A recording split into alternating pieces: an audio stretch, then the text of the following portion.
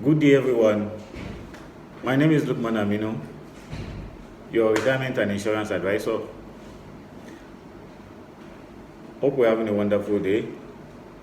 Today, we are here to discuss one of those very pertinent issues that we need to know about, precisely our retirement savings account.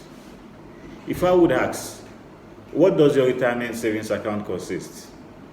Many of us do not really know that there are certain components in our retirement savings account. So I will start from those in the private sector. For those of us in the private sector, our retirement savings account consists of what we call deductions or remittance from our monthly salary, which are both deductions from our end and that of our employee. So in most cases, a particular percentage is contributed from our end, while another percentage is contributed by our employee.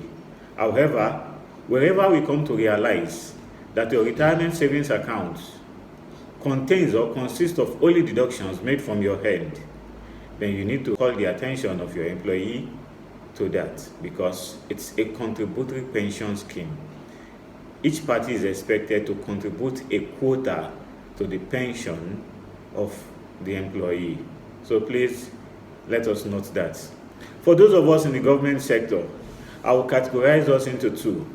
For those of us who started working before 2004, that was when the Pension Reform Act started properly, and for those of us who started working after 2004. For those of us who started before 2004, firstly, we have the first part of our pension called the accrued rights. Usually when you look into your RSA statement, that's your retirement savings account statement, you are going to see a bulk sum that comes from the time you started work to the time in which you started the contributory pension scheme. So it's going to come as one-off, like that. You'll see it like that in your statement. That is called the accrued rights. In addition to the accrued rights, you are also going to have a portion which is from the deductions or remittance from your own salary, and another portion which is the part or the remittance from the government. Usually the remittance from the government is 10%, while the remittance from your own salary is 8%. So a combination of that makes 18%, and that is what is added to your retirement savings account on a monthly basis. So for those of us who started work after 2004, when the contributory pension scheme has started properly, we do not have the accrued rights. Rather, we have the contributory part, in which that deducted from our salary and that part of government also comes in. Also, for all the three categories, those in the private sector, those in the public sector started before 2004, and those who started after 2004, we are also going to have a part of your pension called the returns on investment. As much as your money is kept in the custody of your PFA through some legislations has the right to do some transactions on your behalf based on the fund option in which you belong to. And for that reason, there will be regular returns on investments. Returns on investment can be either profits or loss, based on whatever comes back from the stock market. If I ask, just like many retirees or many people working in the service have asked me lately, why do we move on the transfer window? The transfer window is open for us to move from one pension fund administrator to another. There are specific reasons in which can necessitate movement from one pension fund administrator to another pension fund administrator. Reasons like poor customer service.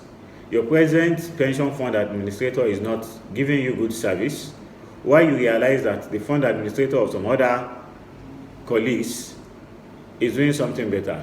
You can move. It's allowed. Also, returns on investment. If the returns on investment on your RSA, on your retirement savings account, is low, while that of your colleagues who are with some other PFAs is higher, then you can decide to say, okay, let me get a higher returns on investment by going elsewhere. And you only have the option to move once a year. Also, thirdly is the investment decision. You've come to realize that the PFA in which you are domiciled, invest more in things you don't like, in industries you don't like, then you have the option to move to another PFA which invests in the industries you like.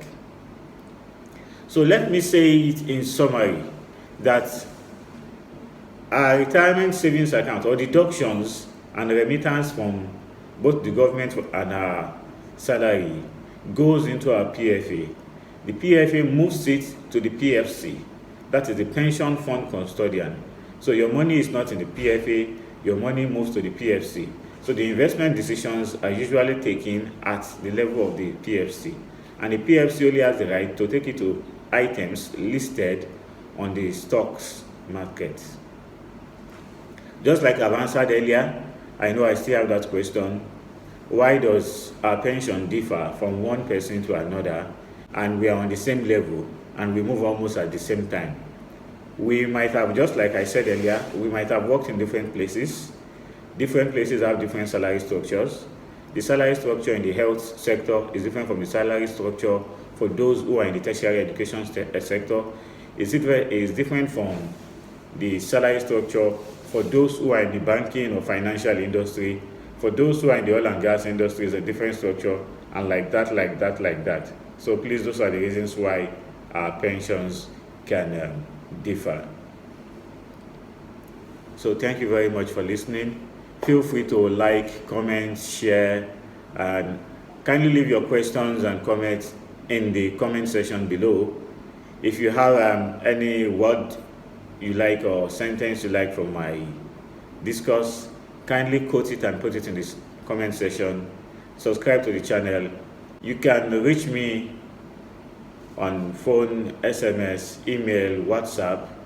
On mobile, you can reach me on 080-8879-1225. Once again, 080-8879-1225. Thank you to everyone, and also to our partners, Jabot Consulting, for making this possible. Thank you, and have a wonderful day. Goodbye.